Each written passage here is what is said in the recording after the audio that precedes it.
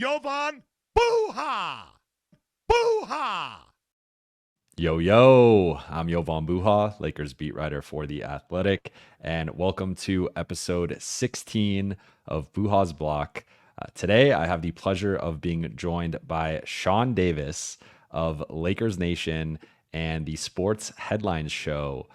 Sean, this has been a long time in the making. I've been a fan of your work for a while. You are a rising star, and I'm pleased that you're joining me today.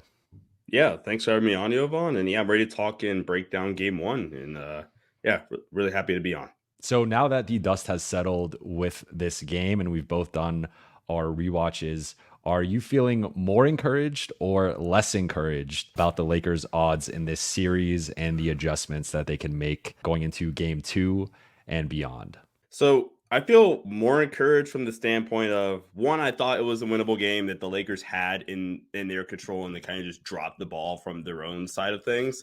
Like for example, are your non-LeBron and Anthony Davis guys going to do that for the rest of the series where D'Lo shoots 6 for 20? Austin didn't have a bad game. I think Austin's getting a little bit too much like disrespect, if you will, on social media for his performance. I thought he was fine, but is he only going to take 8 shots? Is we only going to take 4 shots throughout the rest of the series? And it really just felt like no. But I mean, Torian had a stretch where Torian really played well. But like that's one side of things where you're like, okay, I don't know if the non-AD guys and Braun are going to have that much of a negative impact. And two, I guess you can be more encouraged because I personally think a lot of the adjustments are right there in Darvin and the Lakers' face. Now, whether or not you have the confidence that they're going to make those adjustments, neither here nor there. But that is somewhat encouraging for me that there are stuff that the Lakers can still do that one, I don't think they've done a bunch in their matchups with Denver, which is bizarre. And I think that's just a good spot to be in and not be in a spot where, okay, crap, we've done everything. And after game one, yeah, the series is over at that point. There's still stuff that the Lakers can do on both sides of the floor to get a couple of wins in the series and maybe even win it. So that's encouraging from that perspective. But yeah, are they going to do it is whether why you can be discouraged rather from game one. So I'm gonna hedge my own question and say that I'm more encouraged on the offensive end, and I am more discouraged on the defensive end. I'm curious. Offensively, I think there's a lot of low hanging fruit with just more LeBron AD 2-man game, more LeBron Austin 2-man game. I don't want to spoil my adjustments yet, but I think the Lakers can do a better job of targeting some of Denver's weaker defenders. And they do. There tends to be 2 on the floor at all times at the point guard and center spots. So I think offensively, looking at the way like the offensive execution, the offensive organization in the first half, and really the first 18 minutes of the game, because midway through the second quarter is where everything went south. I think looking at that, getting out in transition, there are some things offensively that LA can do. I thought they were pretty undisciplined in the second half. The shot selection, partly on D'Lo in terms of just a lot of one or no pass shot attempts and just taking kind of the first look available and playing rushed and almost treating it like a regular season game, in my opinion, at times. So offensively, there's a lot that they can improve on.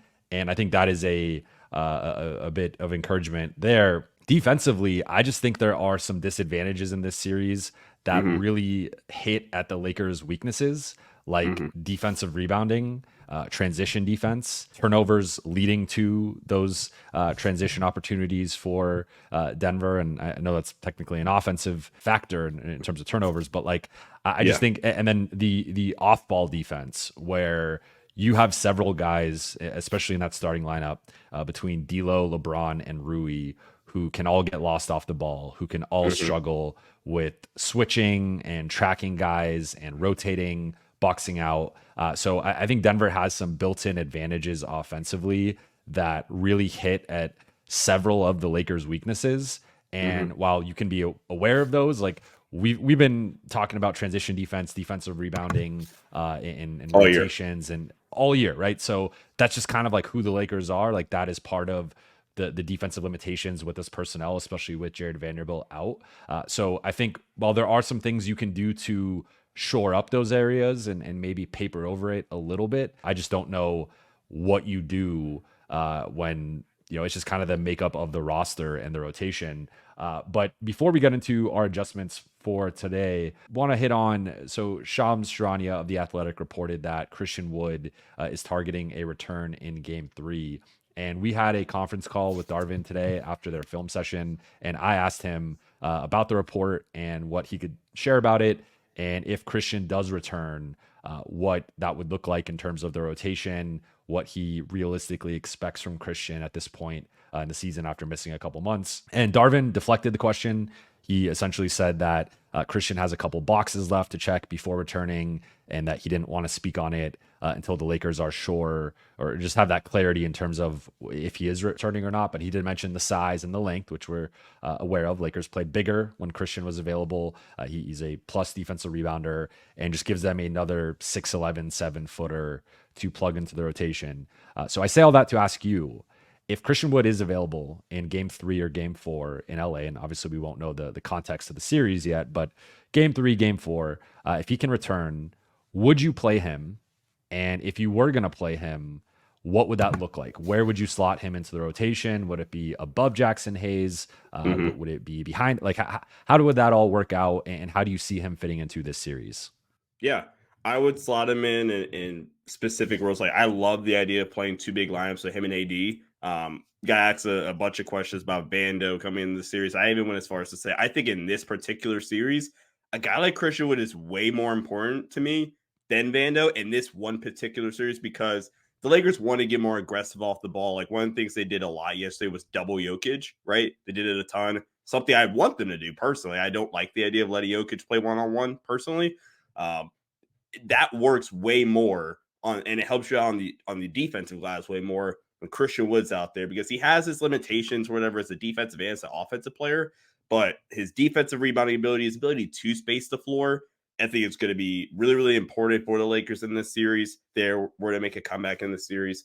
And just some quick numbers, just some cleaning the glass stuff. In 216 possessions, which is enough of a sample size, but still relatively small, of any lineup that has LeBron James, Anthony Davis, and Christian Wood on the floor, the Lakers are a plus 23.7, scoring 130.1 points per 100 possessions, and only giving up 106.4 points per 100 possessions. Obviously, on the defensive end, it's one of the better defensive rebound lineups. They do a great job of not fouling and stuff like that.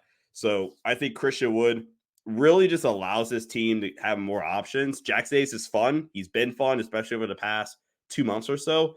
But Jackson Hayes in this series just doesn't make a ton of sense, where you can have Christian Wood be an innings eater and guard Jokic and let AD continue to roam. Or if you want to do the opposite, let AD get more one-on-one burn with Jokic. You don't lose any of the weak side rim protection or rebounding that you would lose in a AD Jackson Hayes lineup or an AD Taurean Prince lineup, which you have a lot of very angry tweets about Taurean Prince at the 4. You lose all of that when you do AD on Jokic in those types of lineups. You can gain some of that advantage back in 2 big lineups, or even 2 bigs plus Braun and some more size in your backcourt, which has had a lot of success. So I think Christian would be awesome for this team in this series. So I'm a little bit more skeptical, and it's more just related to a guy returning from a 2-month absence and then being inserted midway through a series against the Denver Nuggets and having to figure that out on the fly. Like, I agree with basically everything you said. I think if the Lakers go with 2 big looks of Christian and AD, or just a bigger general front court of Christian, LeBron, and Rui, I think you got to give him support with some size. You can't go Christian Taurean like 5'4", and not that the Lakers. I mean, to Darvin's credit, like AD played 45 minutes, LeBron played I believe 41. So 40. Like they were playing their best players, with the exception of Rui, like an appropriate number of minutes for the playoffs. But my skepticism just comes with like him coming back off a 2-month absence. I think that's a lot to ask of a guy. I also think that from a basketball IQ standpoint, Denver's really going to test Christian on the defensive end. And then offensively, I think if he had been shooting the ball better, I would have a little bit more confidence in his ability to impact the game. But shooting 31% on threes for the season, like he has not been the floor spacer and stretch 5 that LA signed him to be. We'll see how Jackson fares in game 2. I actually thought it was fine next to AD. The Lakers won those minutes. They were a +2 in the 4 minutes at the beginning of the second quarter. They didn't go back to Jackson. So maybe I've been swayed a little bit too much by the Jackson renaissance over the last couple of months, but I want to see Jackson in game 2 with some of the adjustments that we get into here. Like I want to see that versus like throwing a guy in cold. I just think that's a tough ask for anyone, let alone a guy who I think can be tested a bit defensively. But maybe I'm wrong. And I mean, like, I think it's better to have him than not to have him. Right? Obviously, you could throw him out there for 2-3 minutes and see how that goes. And if he's unplayable or he gets exposed a bit, then you pull him, right? And that's kind of the beauty of the playoffs is you have a short leash with these types of things. So I think overall it's a positive. I know I just kind of poured some cold water on it. Like I'm a little bit. I see people acting like he's some savior that's going to be coming off the bench and like changing this series. And I just dropping think 20 in the series. No, like a guy missing 2 months and being thrown into this matchup, I just think that's a brutal ask for anyone, let alone Christian, who again I think I have some defensive concerns with him against Denver. But let's get into our adjustments. We'll start on the offensive side because I think that's might be more where LA has again some more meat on the bone. So rewatching game 1, what is your biggest adjustment, or several if you want to throw several out there, going into game 2 for LA? Yeah. And that's why I thought your point at the beginning was so interesting.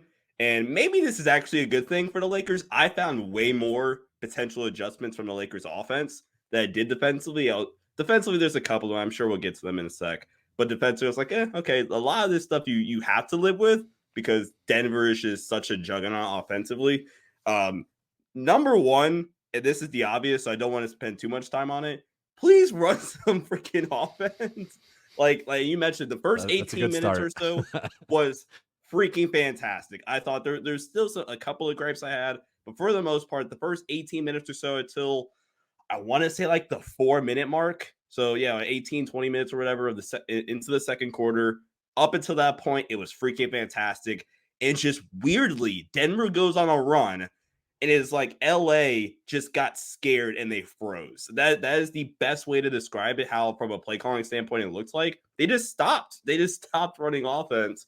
And I mean, coincidence? I probably think not. The third quarter was awful. They scored 18 points in the third quarter. And Denver scored 32 points in the third quarter, if I recall correctly. Yeah. And that was essentially the game, right? So call plays at a high level. And that everything else falls from there, because my second one would be, I want to see the Lakers attack Denver's drop coverage with Jokic way more. And I think a lot of the people in the fan base want the Lakers to go at Jokic more, and rightfully so. But Jokic and this defense in general is a way better defense if you don't go at them with an organized attack, which again, case in point, why that third quarter and the end of the second quarter was so bad. You can go to some Spain pick and roll. You can go to some beer screen stuff, which they, Lord and behold, Jovan, they go to a veer action with 2 minutes left in the fourth quarter, I think. Austin Reeves gets a wide open look. It attacks the drop coverage. Austin's a 3 late. Unfortunately, the game is pretty much decided with, but I just want them to attack Denver's defense way better, have a more organized attack, attacking their drop. Or even if they do go freelance, Jovan, I just don't think they have great principles for their like freelancing or whatever, where if it's a ball screen on the right side, everybody just stands and Denver's just easily able to load up. I mean, we saw a lot of times where if Aaron Gordon's guarding Braun on the opposite side, Aaron Gordon's just loading up because he knows Braun's not cutting or Rui isn't cutting, which is freaking frustrating because the Lakers have won playoff series by cutting behind their man at the nail. They did it against Memphis last series. They won at least 2 games in that series because Dylan Brooks sagging off of me. I'm going to stampede cut, get an open layup. So just having a more organized attack, attacking their drop coverage, and just freaking running plays. It's not that hard. And I don't think it's a coincidence, Jovan, that back-to-back episodes, you have Tim talk about his biggest question being can the Lakers call plays effectively? And my biggest adjustment after game 1 is call some daggone plays and attack their defense better. So not a coincidence there.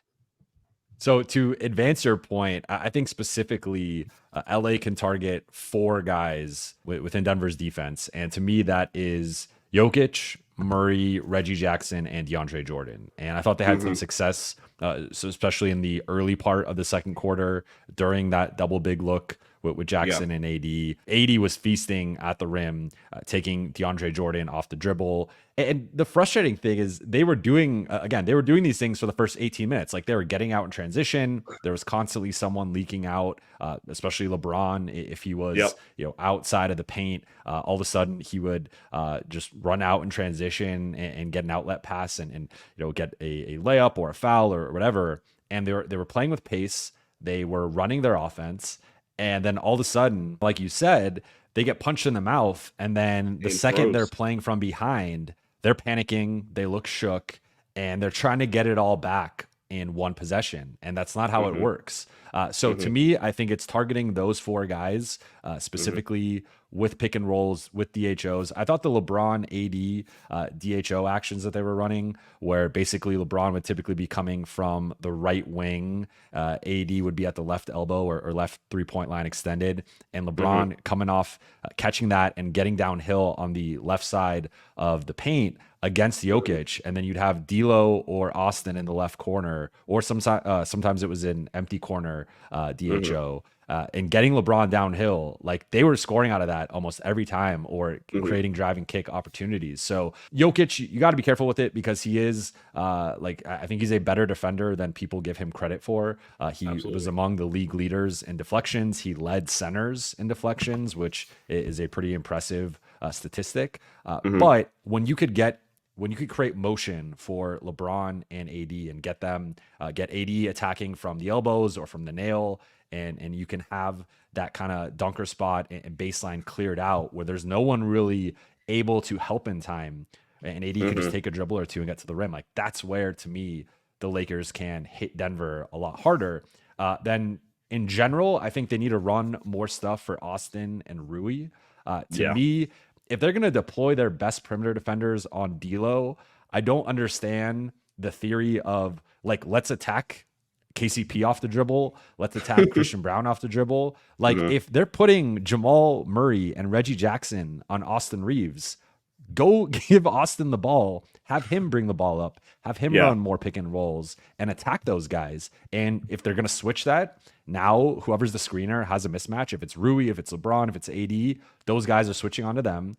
Or if they're going to go under or they're going to try and fight over the top, Austin has an advantage. So to me, they left a lot of points on the board with force feeding D'Lo and trying to make D'Lo versus KCP or Christian Brown a thing when those guys were largely able to stick with him around screens, rear view contest, and really pressure him and force him into some of the missed jumpers that he had.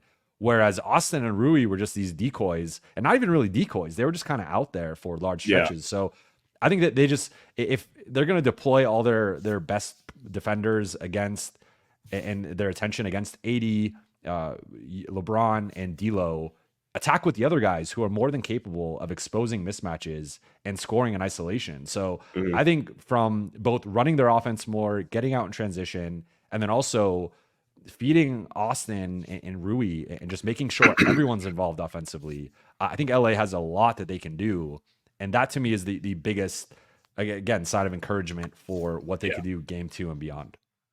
So if I meant just to add on to that point, like with getting the downhill action for Braun and AD, a great point you brought up. I want to say it was in the second quarter. The Lakers go to an inverted pick and roll. They're 5 out for AD. AD has the ball. He brings the ball up. They're already spaced out on their 5-out principles. I want to say D'Lo sets an inverted ball screen. AD gets attacked downhill on DeAndre Jordan, gets fouled.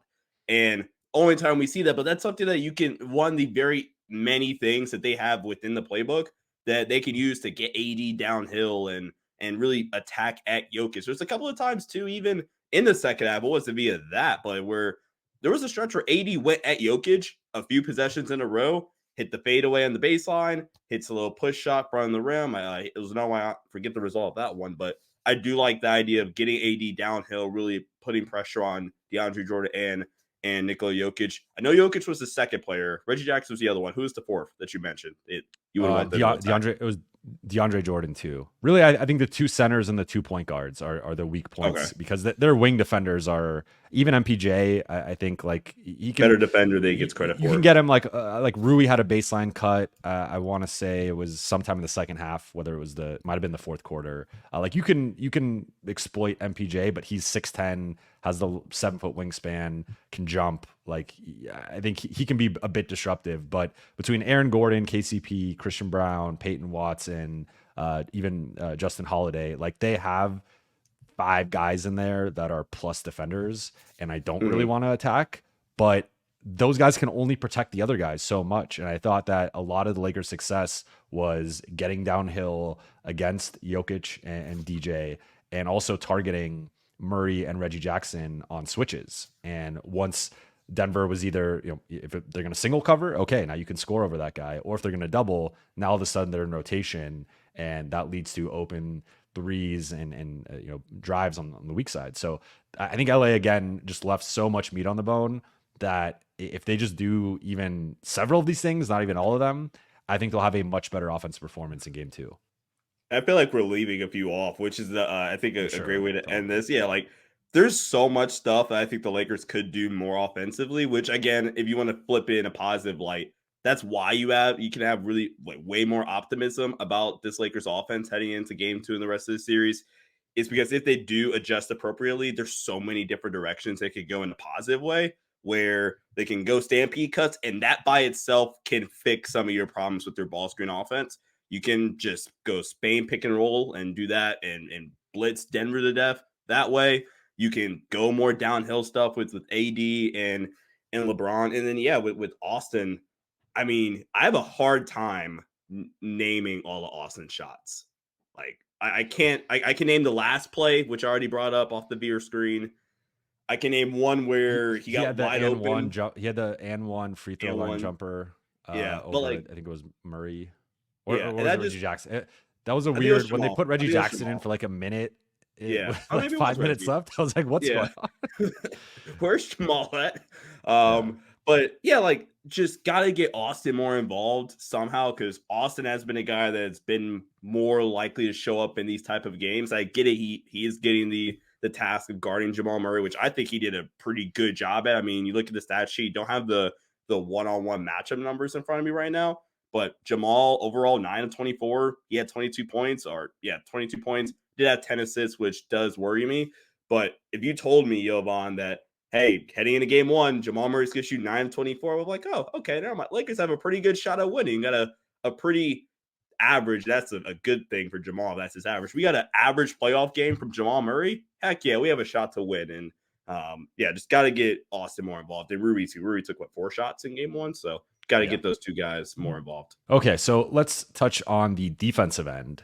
And Yep. this is where I'm a little bit more stumped. I think the Lakers are a bit limited in like there are I think a couple of adjustments they can make, but I'm interested to see or to hear rather what you think of the defensive end and some of the adjustments LA can make. So the first two that popped in my mind almost right away. The first one I didn't even really think about until you go rewatch the film. They need to figure out how they want to guard Jamal Murray and Nikola Jokic ball screens when Rui is matched up with Jokic. In the first quarter, I put this out on my Twitter page, or X, if you will. In the first quarter, Denver went to Jamal Murray and Rui, or it wasn't even Jamal, but just Jokic had 4 scoring possessions on pick and rolls where he was the roll man with Rui in the drop, which is how they wanted to defend it, Rui in the high drop. And Jokic was 3 for 4 on those possessions, 6 points, 4 possessions, 1.5 points per possession on those 4 attempts. And even the fourth one that he missed, it was a really good look to where if you're from a process standpoint, if you're Denver, you gotta feel really good about that. So I would expect I didn't chart the rest of it, the rest of the game, but just the first quarter in particular. If I'm Darvin Ham, if I'm the Lakers, I got to figure out if I want to stick with Rui on Jokic. I need to figure out another avenue of how we want to play their ball screens. Because if I'm Denver, I'm going out and I'm testing that right away in game 2. I'm going, you know what? First play, Jamal Murray, Jokic, space the floor out. Let's go spread pick and roll, see how they want to guard this. And they want to stay in the high drop. Jamal's a way more than talented enough of a playmaker to hit that pocket pass. Jokic can get to his push shot, the floater, the weird jumper he has in the middle of the free throw line, whatever it is, right? my mind immediately went to like providing the answer, immediately went to hedging, which is one thing that in theory doesn't sound like it would work. But when you watch some of the film or just showing it recovering, rather, it does. Some of the data like does support it. Jamal Murray gets way more turnovers off of it. You have AD on the back end, so AD is able to rotate over. Now, it's a lot of stuff the Lakers have to do to get it to work, and you can argue that the rotations and trusting the Lakers to execute the rotations is concerning, which I guess is why you are a little bit more worried about the Lakers defense. That's what I'm arguing, yeah. Going forward the rest of the series. But that's one thing. And then secondly, I want them to change up how they're sending their post doubles at Jokic, which is one thing I did like. I wanted the Lakers to double Jokic. Jokic is a ridiculous one-on-one scorer. So any notion of Jokic, hey, go score 70 and the rest of the guys won't do anything, I thought was completely false heading into the series. But there was a point, even in the second quarter, where it started to get too predictable. In Denver, there was a play where I'm going to try my best to describe it. Jamal Murray throws it in to the right block with Jokic. D'Lo, no, I think it was Austin. Austin is guarding Jamal. Ball gets thrown in. Austin immediately goes to double. Jamal just barely relocates. Bronson next pass away. And if Jamal throws it, the passer, the guy guarding the passer, which is Austin, goes to double, is LeBron's responsibility to bump over so that Jamal isn't wide open.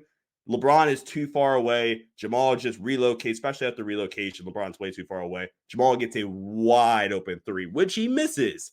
But just stuff like that. And they also have some weak side action as well. But just stuff like that started to show like, hey, look, Denver's starting to figure this stuff out mid-game, which is cool for them, I guess. But you got to start mixing it up with how you're saying your double teams at Denver, because if it gets too repetitive and too predictable, Denver's going to pick it apart, and it's going to make it look like the doubling is the biggest problem in the world, where reality is just mixing it up and not allowing Jokic and Michael Malone and just these high IQ players to see the same look. And eventually, like I said, it took them a quarter barely to figure it out, and they started getting way more high quality looks out of it. So those are probably my first two. So we're on similar pages. I think for me, I'd even go as far as to say I want to take Rui off Jokic. I thought that, because to me it's hitting on what you were just talking about, where I think sometimes we look at the defensive matchups in a singular sense of like, okay, well, Rui is a good post defender. He's got a strong base. We've seen him, like, he had some good stretches against Jokic last year in the playoffs. He's defended guys like Karl Anthony Towns well in the post. And like, I think overall Rui is a solid post defender. And even switching out to wings and contesting shots, like he can do some of that stuff where like one-on-one against Jokic, I think he does about as well as you can do. Like Jokic is just bigger and stronger, and he's going to get to his spots and he's going to shoot over him. There's not much you can do there, right? But for me, it is all the things you're talking about, where I thought Denver really exploited Rui as a pick and roll defender and forcing him into difficult decisions. I also thought just all the actions that Jokic runs, like that's where I think my concern with Rui defending him is you have dribble handoff actions where now all of a sudden, if that guy who, like, if it's D'Lo chasing KCP into a dribble handoff and KCP gets a step on him, now all of a sudden Rui has to make a decision of, am I switching here? Am I dropping back? Or is KCP just like, am I sticking with Jokic and KCP's just getting downhill? And I think forcing Rui into making split second decisions is not one of his defensive strengths. And that's something that I thought Denver did a really good job of. And then there's a kind of a chain effect here where, like, yes, LA has had success with AD as a helper and he's leaving Aaron Gordon. But oftentimes that leads to Aaron Gordon having mismatches in the paint in terms of, he had 6 offensive rebounds. He had half or almost half of their offensive rebounds. So there's that element there of, if AD's always helping and you're using him as that roamer, you need guys filling the backside, and they did a poor job of that. And then 2 or 3, I guess, I thought LeBron defending MPJ, like that is just, like MPJ got several back cuts. LeBron was leaving him on the weak side, like one pass away. And LeBron as the low man and as the helper still can be an elite, effective, disruptive defender. LeBron chasing a shooter around screens and kind of keeping track of him on the weak side, I don't think that's a strength of LeBron's defensively anymore. So I thought MPJ, one of my concerns in rewatching the film was, and part of this was the organization of the offense, but I thought Denver had a slew of open, good looks. KCP and MPJ combined must have missed like 6 or 7 wide open threes that even if they hit 3 of those, that is now we're talking about a 20-point loss, and it's just a difference. So I think LA, to me, the way I would shift it would be AD on Jokic. And now if you're going to run those DHOs or you're going to run more 2-man action with Jamal and Jokic, you at least have AD at the point of attack and kind of involved in the fray. I would have LeBron on Aaron Gordon, and I would have Rui on MPJ, and just simplify Rui's defensive responsibilities. But now we're kind of getting into different things where like the backline rotations need to be better. And I look at Austin and D'Lo as those guys got to crack back and put a body on MPJ and Aaron Gordon. And it's a tall ask because Aaron Gordon, like there were several times he just moved the guards out of his way because he's freaking 6'10", 250 pounds. But you got to put a body on him. And I thought D'Lo, like there were some stretches where they did some blitzing and trapping with D'Lo whenever Denver would try and target him. And to me, I don't really love that, especially when it's like 35 feet out, because no one's pulling from there, right? So they don't have Steph Curry on this team. So I don't think you need to be blitzing and trapping with D'Lo there, because then it set off rotations. And to me, D'Lo did a poor job of rotating back. And there was a couple times where he was supposed to rotate back to KCP on the weak side. He didn't, and KCP got a couple of open looks. So I think, again, like some of this is just built into the disadvantages of the starting group, where I think there's a limitation to how good they can be defensively. But I think LA needs to play with the matchups a bit, because I thought there were too many times where, again, they were testing Rui's decision-making. They were targeting D'Lo, peeling back and getting back to the weak side, and then exploiting LA's lack of size on the back line. And even some of those they had several baseline passes where I'm like, you can't you have 2 defenders in between Jokic and Jamal. You cannot let them throw a baseline pass to the corner shooter when you have two sets of arms there that could deflect that or at least contest it. And like just some of the backline stuff was to me pretty bad, and they can clean that stuff up. But I still think, again, there's a limitation to this starting lineup and what they can do defensively. And I think Denver's really going to test it. And they also have more meat on the bone that they could go at, I think, in game 2. So a bunch of great stuff to hit on. I mean, first, sorry, I just overloaded with. The defensive end is where I see a lot of the problems. Yeah, and honestly, I know I said I was pretty all right with the defensive performance, but I think, again, kind of going back to the offense where I had way more adjustments. I mean, I do wonder how much the Lakers really can go to defensively, because, like you said, the just built-in limitations of this starting group.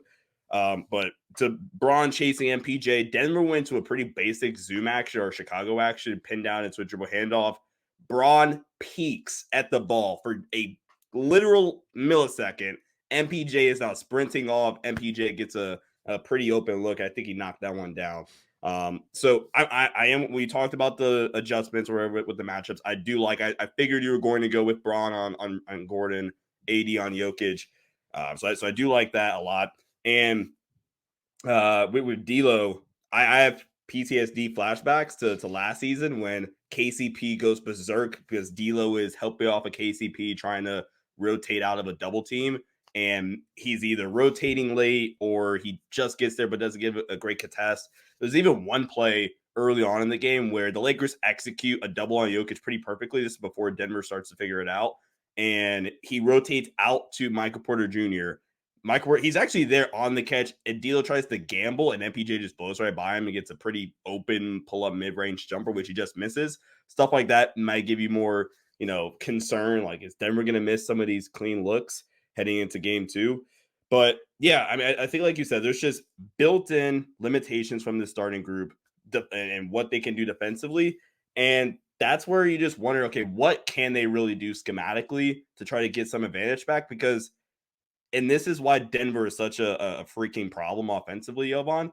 They have what I like to call just easy offense, where if you do everything right, okay, Denver has this built-in stuff to where if we absolutely need a bucket, we can run this exact thing 4 straight times and get a quality look off of it every single time. And heck, the first 2 times we'll probably get the same look out of it and generate an easy bucket. And there's stuff in the Lakers playbook where you're like, okay, cool. Like, this is awesome. I've actually stolen a lot of their sets for like my ATO sheet for the team I coach or whatever. They run good stuff. But if we go talk about like easy offense where, okay, what do we need to run here to get a guaranteed basket? Yo, but I couldn't name a set for you, right? But you look at all the best offense. Golden State, you can the post splits, or even just the like gaggle action. You throw it into the post, and you let Steph and Clay run off of Kevon Looney and hit backdoor cuts, and you have the shooter coming off.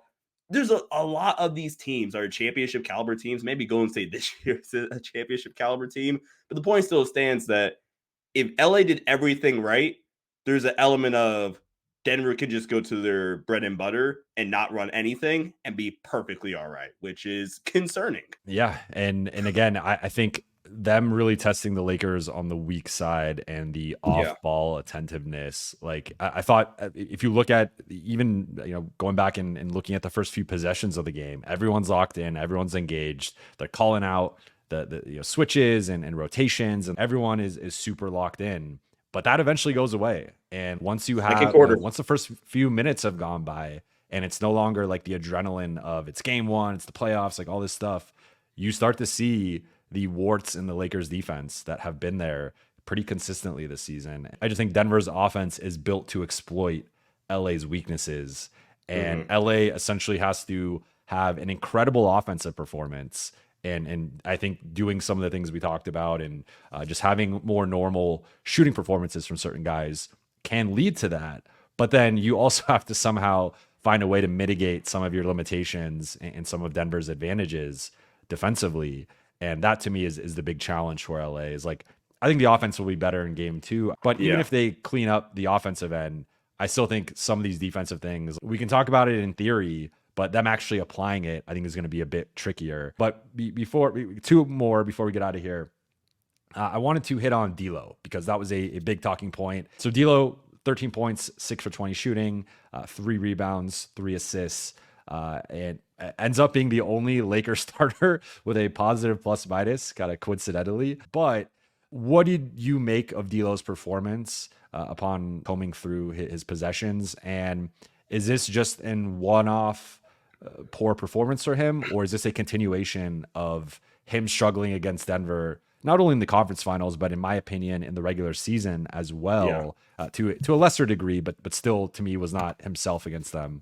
So was this just a one-off, like this is about as bad as it's going to get in this series, or is this a continuation and you think there are some real concerns here with D'Lo in this matchup? I don't want to take the cop out, but I feel like I don't know. And here's why. Like there I can view both sides of the spectrum here. I guess from the positive side, legitimately D'Angelo Russell missed shots.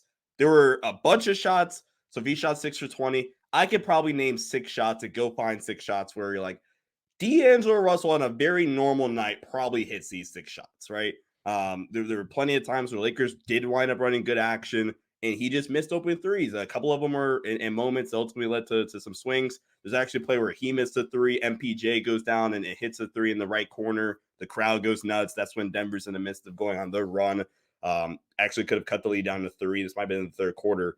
So legitimately D'Angelo Russell missed shots. But I do have a theory of why D'Lo normally doesn't perform well in the playoffs. And really in this matchup where you have a Payne Watson, a Christian Brown, a KCP, guys that are bigger that can really pressure him full court. Last year, Bruce Brown. And the theory, and basically the theory is D'Angelo Russell, the biggest weakness, in my opinion, for D'Angelo Russell is he isn't an elite separator to where he can create easy offense for himself, right? Where like Jamal Murray, elite separator. That's why one of the things I was trying to figure out during this heading into the series was, okay, could the Lakers switch ball screens and have any level of effectiveness to it? And there were possessions last night where we saw like, no, switching is really effective. You got Jackson Hayes on him, 6'11", freak athlete that's actually really mobile. And Jamal Murray just creates so much space with his handle and just his quick twitch athleticism that he has. D'Lo doesn't have that. I'm not even knocking D'Lo, but that's just a fact. D'Angelo Russell isn't the most twitchy guy. And that affects his ability to create space effectively, right? Where I think in the playoffs, the name of the game, also a theory why I think KD has been in previous playoff runs, like last year against Denver, the year before against Boston, he wasn't as effective because you have to be able in the playoffs find some way to create some easy buckets for yourself. If you can't create separation at a high level to get open jumpers or be able to put elite pressure on the rim, you're going to struggle in some games. Jovan in the regular season, out of the what number do we have here? I want to say it's 90 NBA guards, so ones or twos that played at least 1,000 minutes this season. D'Angelo Russell is 61st in the league out of those players in terms of drives per 75 possessions, with a little over 7.5 drives per 75 possessions, right? Which I know what the comments could be. Well, look, D'Lo isn't, a big time driver, but come playoff time, when the shot isn't falling, you need to have some sort of counter to be able to go to. And in game one, the shot wasn't consistently falling. Well, obviously for D'Angelo Russell. And he was able to put pressure on the rim, which opens up his playmaking game really, really well. And so yeah, that's my theory on that. So I can see both sides of the spectrum. On one hand, D'Lo missed a bunch of open threes, and he did. On the other hand, it's kind of a trend where D'Lo doesn't make shots in the playoffs, perimeter jumpers rather in the playoffs. That kind of tanks his value as an offensive player because he isn't a guy that can create separation to get more open looks or be able to get downhill, maybe draw fouls or get to the rim, stuff like that. So truthfully, I don't know. I want to lean more towards he just missed shots, and I'm hoping that game two is a lot better. We continue to be largely in agreement. So I was really paying attention to D'Lo's shots, and I think to your point, especially the threes, I was for the most part okay with his 3-point shot selection. He did have the one sequence. I want to say there was like 3-ish minutes left, 3 or 4 minutes, somewhere late in the game, where he comes around. I believe it's an AD screen, and I think it's KCP's guarding him, so he's going over the screen, kind of behind D'Lo, and he's right there to rear view contest D'Lo. D'Lo takes the three, misses it. Nuggets come back down in transition. MPJ gets a right wing corner three wide open, and then on the next possession, Lakers turn the ball over. Jokic gets the semi dunk, kind of like next to LeBron. And that's a huge swing where LA's down 7 at the time that D'Lo takes that shot, with the possibility of going down 4 or 5. They just made the comeback. And they just made the comeback. And then right after that, bang, bang, they're down 12. The game is essentially over at that point. So I think, to me, when we talked earlier, and I didn't want to spoil this part of our conversation, like when we were talking about guys pressing and guys trying to get it all back on one possession and guys really kind of panicking and looking shook, to me, that was D'Lo. The shots I didn't like were the pick and roll shots of getting into the elbow and nail range and forcing up these contested mid-range shots where he has a taller, longer, more athletic defender either rear view contesting him or just contesting him straight up, and him forcing up these shots. And it felt like LA ran way more of their offense through D'Lo than they typically have in the Denver matchup. And again, as I said earlier, like, you have Austin being guarded by minus defenders. You have Austin, who was your third best player by far in the Denver series last year, who has a history of playing well in big moments. And yet you're using Austin as like this decoy away from all the actions. And they did have some Austin LeBron 2-man game early, and they had some success with it and then just went away from it. But I think LA needs to shift that, where I think D'Lo needs to be more of a finisher than a creator, because I just don't think he can create in this matchup, similar kind of to your point of like his separation against these perimeter defenders. Like, he just can't really do it. And if he cuts out some, like, to me, there was like 6 to 8 bad shots that he took, in my opinion, and the rest I was fine with. And he when if you take out, let's just say 7 shots, split the difference there. If D'Lo is 4 for, what was he? He was 6 for 20. So if he's 6 for 13, you live with that, right? Like that's fine. That's just under 50%. And I think that shot diet would have been much more appropriate. But we were midway through the third quarter, and D'Lo had taken more shots than LeBron and And AD. 80. When to me, that's insane. Like those guys were living at the rim. They were constantly, as we mentioned earlier, with the DHOs, with the pick and rolls, with the ISOs, like they were exploiting their mismatches and taking everyone off the dribble and getting high percentage looks. Whereas D'Lo, everything inside the arc was contested. He got blocked once. I know LA's delicate with his confidence, and last year in the conference finals, they didn't want to bench him because they were afraid they were going to lose him. And again, and I asked Darvin after the game, did you think about going in a different direction with D'Lo's shooting struggles? And he was like, I'm not going to bail on my player. And like, I get that. And that's part of just a team, and they're going to rally behind the guy.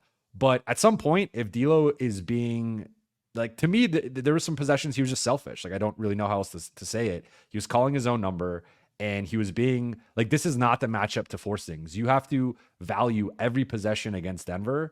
And to me, he veered way too much into like, I need to shoot my way out of this. I need to prove I can play. Like, basically, I need to prove I can play against Denver. Like, that's to me how a lot of the possessions read.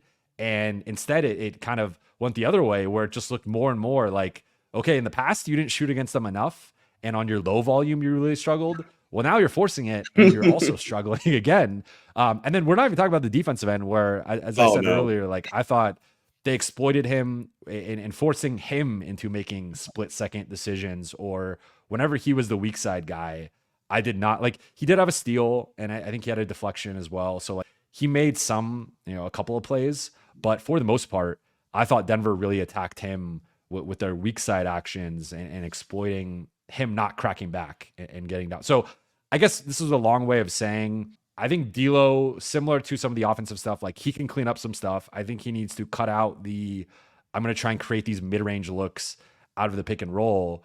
And if he's much more of a catch and shoot guy, or LA is using stuff to leverage him on the weak side, I like that a little bit more. My bigger kind of issue with this whole thing is I just think if you're already having some concerns with LeBron and Rui defensively, and those guys I think need to play just because of the size, and the Lakers don't really just have the bodies to replace them with. Like maybe Christian Wood could fill some of that gap, but I just think it's a big downgrade to go to like a Jackson Hayes or a Taurean Prince from we're going to leave LeBron out of it because he's going to play a lot, but like even a Rui, I thought LA, that was a mistake limiting Rui's minutes. Then looking at the backcourt, this is where I think there's potentially an argument for more Gabe Vincent and more Spencer Dinwiddie, because I just think you can't, like if D'Lo's not making shots and he's forcing it, and then he's also being a glaring minus defensively, that is a harmful player. And I thought he was harmful in this game. And again, not entirely his fault. He missed some shots that he normally makes, but the combination of like, I'm going to call my own number when the game is kind of slipping out of the Lakers' hands, and I'm also going to be this glaring minus defensively. Like, I just think 41 minutes was a little too much for me in this game. I think it probably should have been closer to 33, 35. And I think if you shifted more of those minutes to Spencer or Gabe and gave more of the offense to Austin or LeBron, I think that right there kind of swings the game a little bit. So we're going to touch on the rotation in a second, but what are your thoughts on kind of that all with D'Lo? Yeah, I mean, again, a bunch of great points again. I will say this. I'm not going to completely abandon on-ball D'Lo quite yet, but, and this is where I think LA could have done a way better job. Like I said, 20 shots is just absurd in a game where you're not playing well. So it's almost like D'Lo had a point to prove, like you said. Like D'Lo was going in there to prove a point, and Darvin and the staff were like, D'Lo, you go, man. We're gonna let you prove your point. And it was just harmful to the team to where, just give some of those shots to Austin or Braun. Like you said, it was a point in the third quarter, maybe even the fourth a little bit too, where D'Lo had more shots than Braun. I mean, he ended the game with more shots than Braun. What am I talking about? And then throughout most of the game, he had more shots than AD until that stretch where AD really started attacking Jokic. So you still let him do some of the stuff out of the pick and roll, stuff like that. But there needs to be a clear thing after the first quarter. All right, D'Lo, this isn't working. We're not going to bench you, but we're going to make you an off-ball floor spacer. Where there's a lot of people angry at the Lakers doing that last year. Last year, that was D'Lo's arguably best role, is where he was used as the off-ball floor spacer, where it's really hard, bad series or not, it's really hard to convince your team to help off a 40% spot up three-point shooter left in the corner on the weak side. It's really hard to talk yourself into doing that. So D'Lo, we're going to put you in a different role. We're not going to bench you. We're going to put you in a different role and then reallocate the minutes appropriately. And then I love that you brought up how they didn't value every possession. It's so pivotal. I mean, heck, you even heard guys like AD talk about you have to play perfect. And Yvonne, follow me here with this analogy, if you will, right? So I'm a Chargers fan, right? And we have to play the daggone Chiefs. We have to play the daggone Kansas City Chiefs twice a year. And that is what I compared playing Denver to. You have to play so perfect because they have Nikola Jokic, the Chiefs have Patrick Mahomes, and if the easy offense I brought up earlier for Kansas City, it's all right, Travis Kelce, Patrick Mahomes, don't care how we get to it, but we're going to get to it. Denver, it's Nikola Jokic, Jamal Murray, two-man game, and it's like you have to play perfect, which means you have to value every possession, not like it's life or death, but because I think that's extreme, but pretty whatever right below that is, you have to just extremely value every single possession because you can't have these possessions where you don't play call or we just take really bad or forced shots. The possession I think you're talking about with the D'Lo 80 ball screen, I went to go find it really, really fast. D'Lo takes literally one step off the ball screen, doesn't even try to force or just push at Jokic, who's in a drop, and choose to pull up three as Jamal chasing. Jamal does get a good rear view contest, like you said, but that Braun even, I don't know why he's doing this, but Braun in the clip puts his hands up like, what are we doing, D'Lo? In frustration. And then same time, say 4:20 left in the game, D'Lo misses a three, Denver goes down, hits a shot. And like you said, the game is practically over at that point. And I know you talk about the confidence, stuff like that, and maybe this is something that could tank a player's confidence, but it's a 7-point game, 4:20 to go in the fourth quarter. For one, why are we not running offense? Neither here nor there. We've already touched on that. Yeah. But for two, it's adjustment number one. Adjustment number one. But for two, get the ball out of D'Lo's hands at this point in the game where he's not played well. The ball screen threes and the ball screen offense for D'Lo in general hasn't worked. Put him in a different role. Give the ball to Austin Reeves, who has won you playoff games down the stretch. Give the ball to that guy wearing 23, who's a top 3 player of all time at worst, right? Feed 80 in that is not the correct method there down the stretch in a game where he's not playing well. He's kind of forcing shots already. Yeah, I absolutely agree with a bunch of what you said there. So let's close out with this in terms of the rotation. And we've touched on it a little bit at various points through our adjustments. But from a rotational perspective, looking how it played out in game one, they went very starter heavy, maybe a little less Rui than expected. Torian played 20 minutes off the bench. Spencer was at 13. Gabe was at 8. Jackson at 4. Looking at that 8, I don't even know if it's an 8.5 man rotation, 8-ish man rotation. What did you think of it? Did you what did you like? What did you dislike? And what changes would you make? I would give Gabe Vincent more minutes. And there is an argument to be made that Gabe getting in foul trouble early kind of messed up his minutes. But I was saying at the time, even when Gabe picked up the third foul, leave him. Just leave him in there because I thought Gabe did a great job. I know that sounds weird, 3 fouls in 4 minutes or whatever it was. It's the second quarter. Leave him in there because Gabe only matters for like a starter. It only matters for a starter. He's going to play, 15, 20 minutes max? And he's not like he's a starter, not even like he's a solidified potential closer for this team even, right? I thought he did a really, really good job at just being physical and really bothering Jamal Murray. Even if Jamal hits some tough shots, there's one play where Jamal does, again, going back to the separation ability, creates enough space where he can hit a pull-up 3. But Gabe Vincent was really, really physical with him at the point of attack, so I would give him more minutes. I would experiment going back to the Jackson A's and AD lineups. I say experiment very loosely. I'm not saying you try it out for 5 minutes to see where it goes. So I'm saying we'll give it one very, very short stint, maybe a 3-minute stint, 2-minute stint. And if it works, okay, maybe we can go back to it later in the game. But I thought they did some encouraging things. There was a play where they were able to blitz a ball screen and put 2 on the ball with Jamal Murray. And there was just a miscommunication on the back end from technically Torian, although it gets really weird because AD was also on that side, so you could have blamed AD too. But one of the benefits of running that two big lineup is you can get more aggressive with your ball screen coverages because now AD's on the back end. You don't have to worry about the rebounding or anything like that because in the starting five, if AD's blitzing a ball screen, there's nobody there to clean up at the rim. Where two big lineups, you can do some of that stuff now because you still have a big at the rim. Rui needs to play more. Torian got going, so if that's your justification there for like Rui not playing 35 plus minutes, I guess, but why is Torian Prince directly affecting Rui Hachimura's minutes? That's bizarre. But yeah, those are the first three things to pop in my head. I would go back a little bit to some of the Jack Say's AD grouping, give Rui more minutes and more touches, and then Gabe Vincent, honestly, I think deserves 15-ish minutes. And if he's playing well, maybe even more. We continue to make very similar suggestions. We did not talk about this before the show started. We did not. We came into this blindly.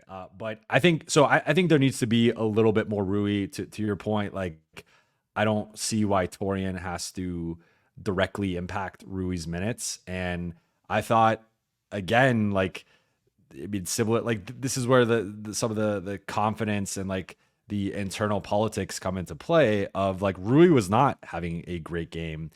Jokic was 8 for 9 with him as the primary defender, and offensively he was not very involved.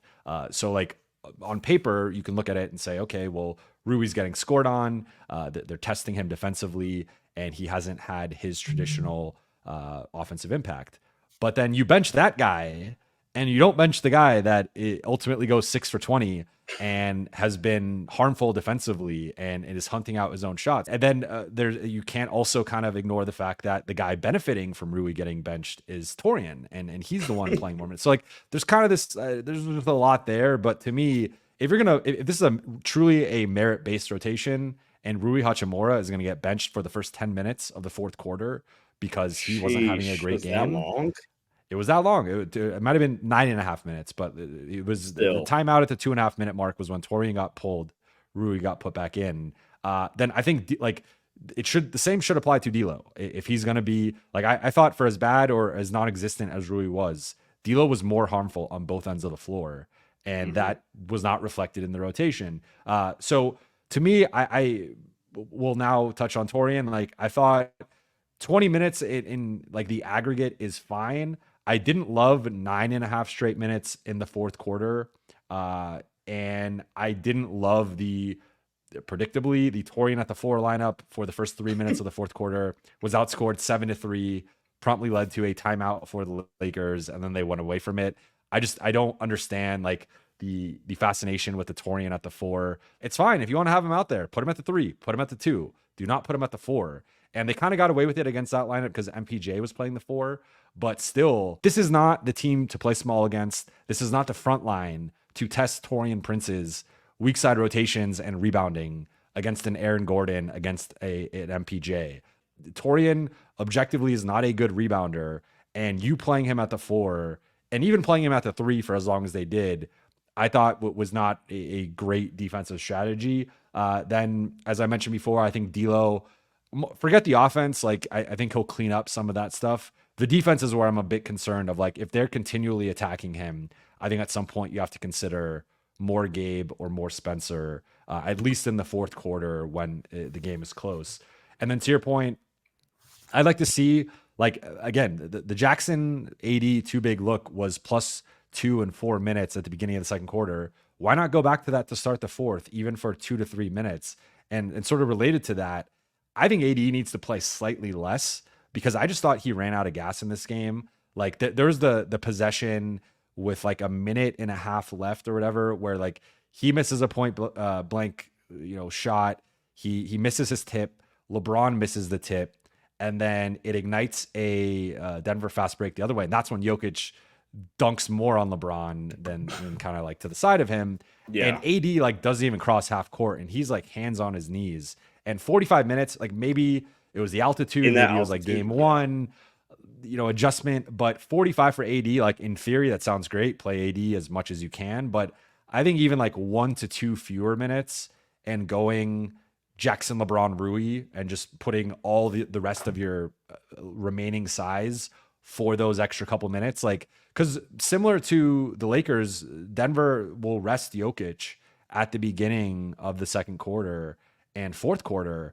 And that's where LA can, I think, buy some AD-less minutes where like you could flip it, and obviously they were like, oh, if DJ's out there, we're gonna attack DJ. But I think AD at 45 minutes was like slightly too high by only a minute or two. I'm not saying 40 minutes, 38 minutes. Like play him 43, 44 minutes, but I thought he just was gassed in the fourth quarter, and like that's when you need AD to be able to at least give you something. And to me, like offensively and defensively, he just was toast.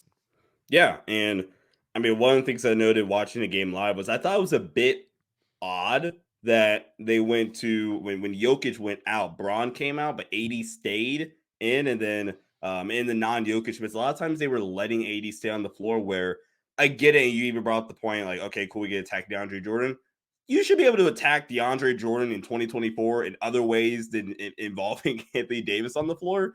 And you brought up Jackson Hayes, LeBron, and Ruby lineups in 354 possessions this season. Again, perfectly in the glass. They're plus 21.5 with that three-man grouping. With any other combination, doesn't even matter what the backcourt is. And the top three lineups, the top lineup has 108 possessions, which is D'Lo, Austin, Ruby, LeBron, Hayes, plus 9.2. The offense kind of struggles, but defensively, 104.7 points per 100 possessions allowed. Next lineup, plus 28.1. Third lineup, plus 41.8. So in terms of the lineups of any real sample size, there is legitimate reason why, to your point, okay, AD, you play 45 minutes. I was going to say drop it out closer to 40 to 41 minutes. I mean, how many minutes did Jokic play? Jokic played 39 minutes. There is no reason why Anthony Davis can't get away with playing 4 less minutes, and we'll go instead of AD being on the floor to start the second with no DeAndre Jordan, let's go Jackson Hayes, Ruby, Jackson Hayes, Ruby, LeBron to give AD some burn and basically just match up his minutes, especially in Denver where maybe the altitude affected him. Who knows? You give AD more burn. You try to align his minutes as much as possible with Jokic. Because, yeah, I think AD playing 6 more minutes than Jokic is a little bit more unnecessary, and he is a big part of the Lakers defense, but you should be able to get away with some stuff with AD out of the game and with that three-man grouping. I don't think all hope is lost. I feel like a lot of the fan base is deflated, and rightfully so. Was this the 9th straight loss to Denver? But I think probably should have mentioned that at the top. I think we did go through and came up with a bunch of adjustments that the Lakers can feasibly make that could have legitimate success. And yeah, I mean, I guess it just comes down to does Darvin and the staff make them, and we'll see how they pan out. And not every adjustment is going to work, but that's why it's an adjustment. It's a potential adjustment. You want to see if it can work. If it doesn't work, okay, cool. You're back at it, trying to brainstorm and figure things out. But I think a lot of these things that we talked about, Jovan, or some of the stuff I talked about on Twitter, where I was like, man, some of the stuff is just right there. That is just waiting to, it's like lose your phone and your phone's right in front of you, but you just choose not to see it. I'm right here. Just grab me. I feel like a lot of this stuff is staring the Lakers in the face, and they just haven't made the adjustment yet. But hopefully they do heading into game 2. Yeah, and I think the one thing which we probably should have touched on at some point with the 9 straight losses is like it does put weight on this next game, because I can sense it in the players when we're asking them about, so is this a bad matchup? Should you have been trying to avoid Denver? That stuff, it annoys them, right? And it starts to, it does creep some, someone asked D'Lo, how are you going to kind of flush this one away and not think about Denver having won 9 straight against you guys and just kind of like owning this matchup? And he was like, I'm going to forget you asked this question, and I'm just going to erase this from my memory. And that's kind of the thing, is it does, on some level, the Lakers are aware of it, right? LeBron doesn't want to lose 9 straight times to this team. Darvin doesn't want to lose 9 straight times to this team. They're well aware of the history and how these matchups have played out. They're very frustrated by it. But then you add in the social component of fans going at guys on Twitter and saying certain things, or different sports TV shows. Should the Lakers, I'm sure there'll be a topic at some point. Should the Lakers have ducked the Nuggets, and should they have lost to the Pelicans and avoided it, right? That'll come back, especially if they're down 2-0 going back to LA. So I think there's also just a weight and a gravity that kind of comes with each loss to Denver mounting, where the one thing I'll close with is I just feel like this was a little bit of a missed opportunity to win game 1, because you had Aaron Gordon in foul trouble. That was another thing where he picks up 2 quick fouls. He sits the rest of the first and the first almost half of the second quarter.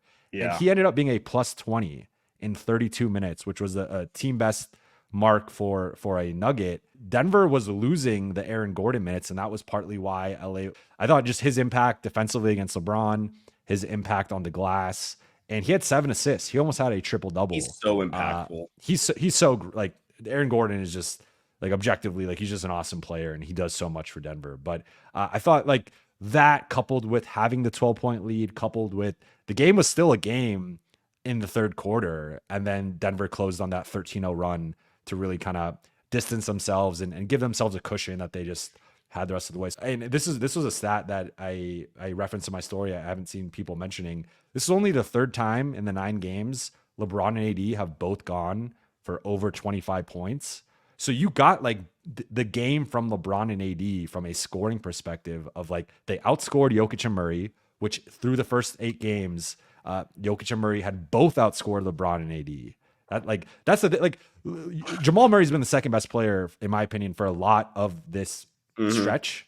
Like Jokic, of course, has been the best, and I think the problem like so you finally had LeBron and AD matching, if not surpassing Murray for large stretches of the game. You had Aaron Gordon in foul trouble, and I mean, of course, D'Lo's performance was an outlier in terms of like against the Lakers. So I guess like you can say, well, Sure. if D'Lo shoots better, normally like you probably win that game. But there's a lot going into game 2. Where like this is now their game 7. Like they have to win that game. You can't go back to LA down 2-0. Absolutely can't go back to LA down 2-0. And yeah, that is the perfect way for me to describe game 1. It just felt like a blown opportunity, right?